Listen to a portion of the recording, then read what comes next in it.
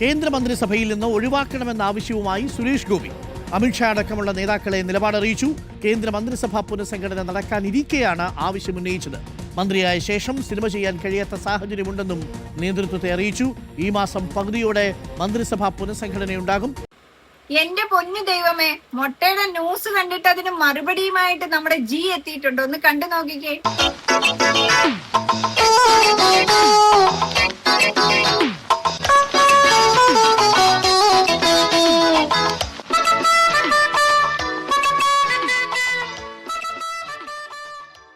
സത്യത്തിൽ ഇത് നടന്നിരുന്നെങ്കിൽ എന്ന് ഞാൻ ആഗ്രഹിക്കുന്നു.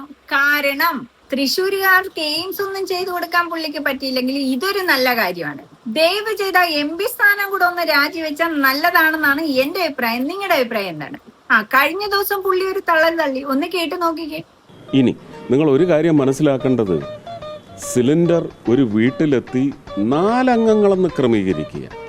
നമ്മൾ 7, 8, 10 കുഞ്ഞുങ്ങളുള്ള വീടുകളൊന്നും നമ്മൾ അങ്ങനെ വേർതിരിക്കുന്നില്ല.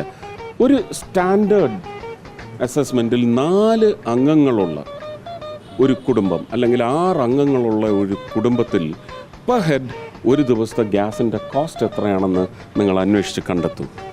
എൻ്റെ കണക്കനുസരിച്ച് ഒരു ദിവസം 4 പേരുള്ള കുടുംബത്തിന് 9 രൂപ 30 പൈസയാണ് ചിലവായിക്കൊണ്ടിരുന്നത്. അത് ഇന്ന് ചിലപ്പോൾ അത് 11 രൂപയായിട്ടുണ്ടാവാം, അല്ലെങ്കിൽ 10 രൂപയായിട്ടുണ്ടാവാം.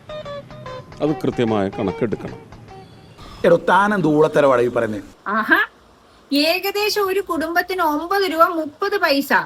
ഒരു സിലിണ്ടറില് 14.5 ലിറ്റർ ആണ് ഉള്ളത്. പെർ ഡേ യൂസ് ചെയ്യാൻ ഉപയോഗിക്കുന്നത്. അതായത് പുള്ളിയുടെ അഭിപ്രായത്തിൽ 100 ദിവസമാണെന്നാണ് പറയുന്നത്. അങ്ങനെ ആരെങ്കിലും യൂസ് ചെയ്യുന്നുണ്ടെങ്കിൽ ഒന്ന് പറയണേ. ഞാനൊരു സാധാരണക്കാരൻ, 4 അംഗം അടങ്ങുന്ന കുടുംബമാണ്. ഞങ്ങൾക്ക് മാക്സിമം 45 ഡേയ്സ് ആണ് ആകുന്നത്. പുള്ളി പറയുന്നത് വിവരക്കേടാണോ അതോ എന്റെ തെറ്റിദ്ധാരണയാണോ? നിങ്ങൾ എന്താണ് പറയുന്നത്? നിങ്ങളുടെ അഭിപ്രായം ഒന്ന് പറ. പുള്ളിയുടെ ഇതൊക്കെ കേൾക്കുമ്പോൾ എനിക്ക് ചോദിക്കാനുള്ള ഒരു ചോദ്യം ഇതാണ്. സത്യത്തിൽ താൻ മണ്ടനാണോ അതോ മണ്ടനായിട്ട് അഭിനയിക്കുകയാണോ? അയ്യോ സർ, ഞാൻ അഭിനയിക്കുന്നു അല്ല സർ, തീർച്ചയായിട്ടും അല്ല. ഞാൻ ഉത്തമ ബോധ്യത്തോടു കൂടിയാണ് സർ കാര്യങ്ങളെല്ലാം പറഞ്ഞത്.